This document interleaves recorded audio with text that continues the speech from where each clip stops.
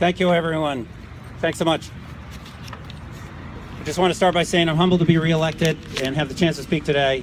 On this Veterans Day, we celebrate you, our American heroes, for your patriotism and your sacrifice for the common good. We'll never take it for granted.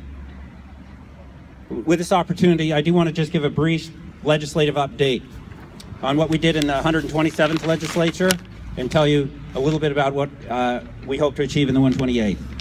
So in the last legislature, we created a tuition waiver program so that Maine National Guard members could attend any university in the Maine system. That only just passed this summer, and there's already hundreds of Guard members taking advantage of it this fall, so I'm really proud of that and pleased about it. One of the things that's amazed me and frankly frustrated me is that military credentials don't often transfer to civilian life. So you could have this a situation, for example, where you're a skilled physical therapist in the military, but you can't get a job in civilian life.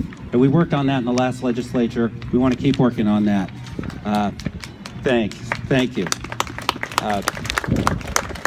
It's a big challenge. We also exempted military retiree pension income from the state income tax. We created 3 new positions in the Bureau of Veterans Affairs. I hope all of you that are veterans are feeling that change. I know that the service level has always been good, and now it's just exceptional. If I can ever help you with anything at the BVA, I'm happy to do that. I find it an honor to do. And right now, we're underway with an effort to hire 100 veterans in 100 days. Right now, we're at about 60 veterans hired in the new program, so we're in the home stretch.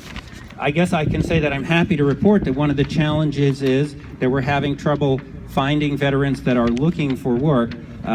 So I think that's probably a good sign. But there's a lot of opportunity out there. More than 110 employers have posted jobs for veterans, and connect with me if I can help you in that effort.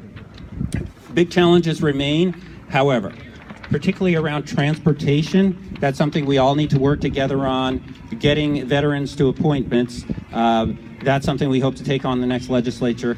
And homelessness. Let us not forget, there are about 100 veterans, we think, that are chronically homeless across the state of Maine.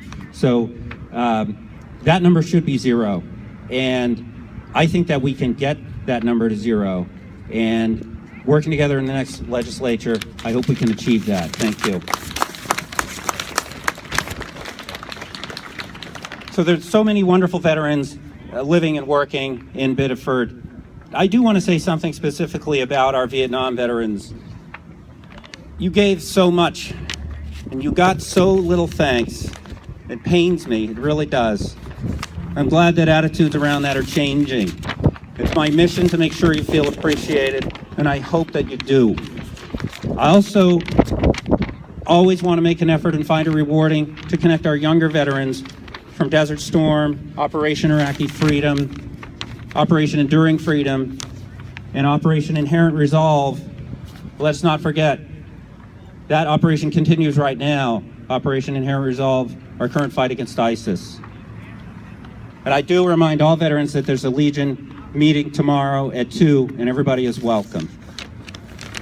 So speaking of appreciation, I just want to close with a little bit about my friend Linwood Jake Mulligan, to whom today's ceremony is dedicated. I first met Jake when he did payroll for us at my company, Correct Act. He was a wonderful man. He didn't say much. He was an accountant after all. But he could be funny. I am not a veteran, but I'm always around the Legion Hall helping out. So he told me that I was head of the Ladies Auxiliary. I know that you're out there, Jake. Thank you for your service. Thank you for all your work on behalf of the Thai, Bowdoin, Farley Post of American Legion. We're going to miss you. We're going to keep it going. Thank you, everyone.